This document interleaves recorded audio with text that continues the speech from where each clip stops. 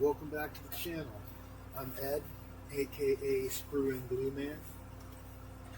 On this episode of Cool Tools, I wanted to bust out some of the punches I made years ago when I was a welder and fabricator.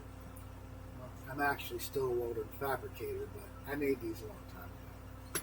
Anyways, basically what they are is 1.5 inch square tubing with a piece welded in between as a spacer, so you can put your whatever you want to punch in between and actually have it so it'll line up. So anyways, I made a few of these. It's like I said years ago. So find some.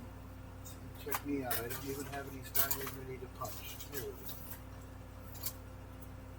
Give you an idea how they work. Take a piece and set it in there. And then see that it's right in there. Take your little hammer and give it a whack. Without got an instant circle. Hope you guys can see that pretty good. This needs to be, my table needs to be wiped off again. Anyways, it punches a circle out that way. Also, cool thing about this is when you make the smaller punches, I got a bunch of smaller ones too. This one, this tiny one right here, I actually made out of something called fish paper.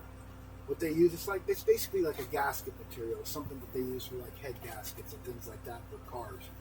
But anyways, you can see how small this one. It's only 37 and a half thousandths. So I basically use that for punching out instrument panels or for punching out discs that I need that are that small. Anyways, that's it for this edition of Cool Tools.